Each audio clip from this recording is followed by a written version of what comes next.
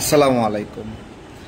আমাদের বাহরাইন প্রবাসী ভাইদের একটা কমিউনিটি, আমি নাম বলি, আজাদ কালু ভাই। তারা ব্যবসা করেন বাহরাইনে দীর্ঘদিন যাবৎ। আপনারা জানেন যে বাহরাইনে প্রবাসীদের অনেক পেরেশানি চলতেছে। অনেক দিন যাবৎ এখানে ভিসা বন্ধ। বাংলাদেশের ম্যান পাওয়ারের এই জায়গাটা পুরোপুরি লক। বাংলাদেশ থেকে ওয়ার্ক পারমিট নিয়ে এখানে কেউ যেতে পারে না। তো এটা নিয়ে আমি নিজেও দূতাবাসে যোগাযোগ করেছি, প্রবাসী কল্যাণ মন্ত্রণালয়ে যোগাযোগ করেছি, এই সরকারের সময় যোগাযোগ করেছি, আবার আওয়ামী লীগের সরকারের সময়ও যোগাযোগ করেছি।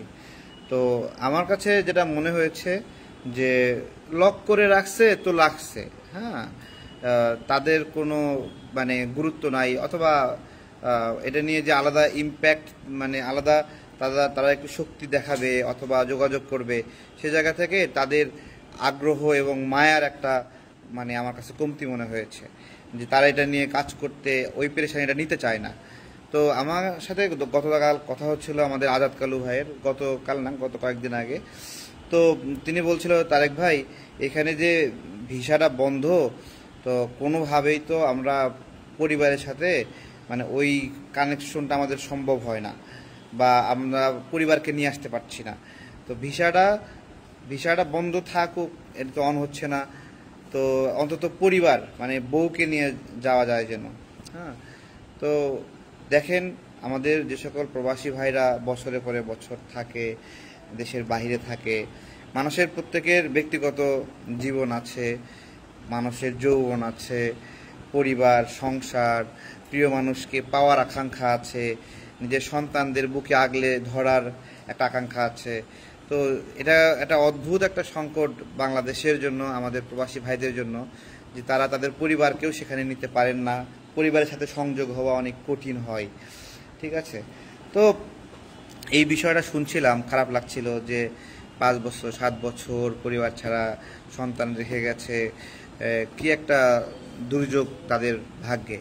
আমি মনে করি যে যদি এরকমই হয়, আমাদের ডক্টর ইউনূস স্যার আন্তর্জাতিক পর্যায়ে অনেক বড় প্রভাব রাখে, অনেক শক্তি রাখে, ক্ষমতা রাখে, অথবা ওনার কথা শোনে, তাহলে আমি মনে করি ডক্টর ইউনূস স্যারের নিজের বাহরাইনে যায় ওইখানে যারা সরকার প্রধান আছে, স্বরাষ্ট্র উপদেষ্টা, পররাষ্ট্র উপদেষ্টা যারা আছে, তাদেরকে নিয়ে এটা যেন একটু কাজ করে।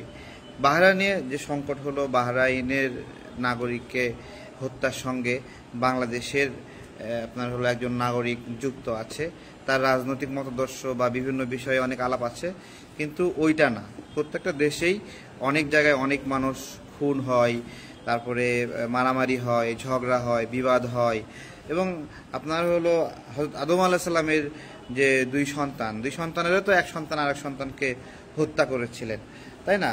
যদি সেটাই হয়, তাহলে এর জন্য পুরা বাংলাদেশকে ব্লক করে রাখা, এটা হলো একটা অমানবিক একটা বিষয়। হ্যাঁ, এটা আমি জিজ্ঞাসা করি, বাহরাইনের মানুষকে হত্যা করে না?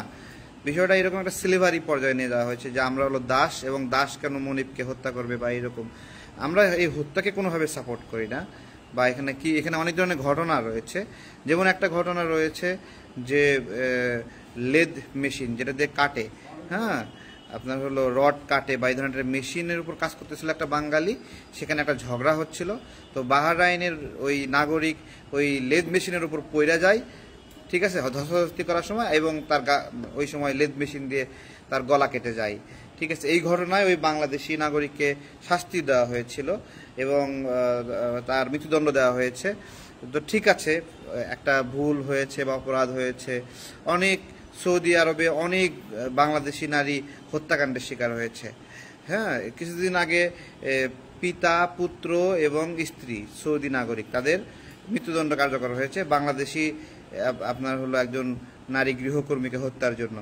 তো এটা অপরাধ থাকবে সবকিছু মিলায়ে।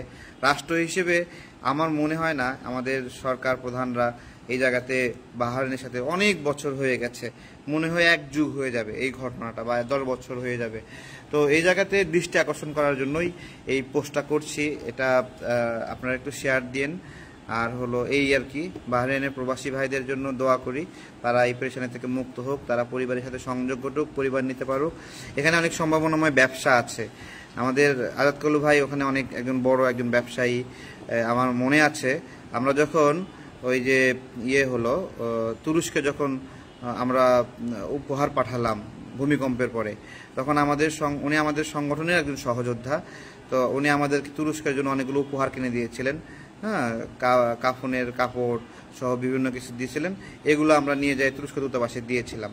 তো আমাদের এখানে বড় বড় ব্যবসায়ী ভাইরাও আছেন, তাদেরকে যদি একটু উন্মুক্ত করে দেওয়া যায়, বিষয়টা যদি খুলে দেওয়া যায় বা কোনোভাবে, পারবে না কেন, মানুষের সম্পর্ক আজীবন খারাপ থাকে নাকি, সেখান থেকে রিকভার হয়, ঠিক আছে।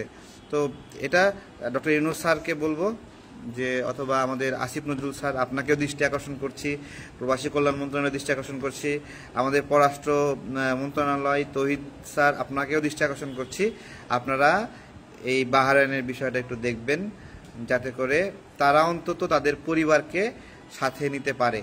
সব ওপেন ভিসারাও উন্মুক্ত না হলে তাদের যারা ওখানে আছে তাদের মানবিক জীবনের দাবি হলো তারা যেন ফ্যামিলিকে অন্তত সেখানে নিতে পারে। কারণ ওখানে আছে, ব্যবসা করছে, তারা অলরেডি সেখানে বৈধ এবং তাদেরকে স্বীকৃতি দিয়েছে, তাদের সাথে ব্যবসা বাণিজ্য করছে, কাজ করছে। সো ফ্যামিলিটা নিলে খুব বেশি আপনার হলো চ্যালেঞ্জ হবে না বাহরাইন গভর্নমেন্টের মধ্যে। ভালো থাকবেন সবাই, বিদায় নিচ্ছি, আসসালামু আলাইকুম। আচ্ছা, একটা বিষয় বাদ গেছে, আর আমরা খুব দ্রুতই বাহরাইন দূতাবাস, বাংলাদেশ প্রতিনিধি যারা আছে এবং আমাদের প্রবাসী কল্যাণ মন্ত্রণালয়, পররাষ্ট্র মন্ত্রণালয়, আমাদের দলের পক্ষ থেকে দাবি জানাবো, আজাদ কালু ভাই আপনারা আমাদের সাথে যোগাযোগ করেছেন, যোগাযোগ না করলে জানতে পারতাম না আপনাদের এই কষ্টটা হচ্ছে। আমরা দেখি কতটুকু পারি আমাদের জায়গা থেকে, আমাদের শ্রম মেধা এই জায়গাতে একটু খাটবো, সফল হলে হব আলহামদুলিল্লাহ, চেষ্টা করে দেখি। এর আগে যখন ইরাকে হোম কোয়ারেন্টাইনের বিষয় ছিল, এখানে বাংলাদেশে 2 প্রবাসী ভাইয়ের বিষয়ে আমরা কাজ করতে গিয়ে পুরো হোম কোয়ারেন্টাইন, হোটেল কোয়ারেন্টাইনের বিষয়টাই আমরা বাতিল করাতে পারছিলাম। আমি করছি, এই জন্য আমাকে মার খাইতে হয়েছে পর্যন্ত। প্রবাসী কল্যাণ মন্ত্রণালয়ের একজন মানে হলো কর্মকর্তা আমাকে আটকে রাখছিল, সেনাবাহিনীর লোক আনছে, র্যাবের লোক আনছে, নিয়ে যায় আমাকে চর থাপ্পড় কত কিছু ঘটনা সে সময় করছিল, ঠিক আছে। তো পরে বাতিল হয়েছিল। তো আমরা কষ্ট করতে রাজি আছি, তার বিনিময়ে যদি একটু স্বস্তি হয় তাতে আমাদের তৃপ্তি। ভালো থাকবেন ইনশাল্লাহ।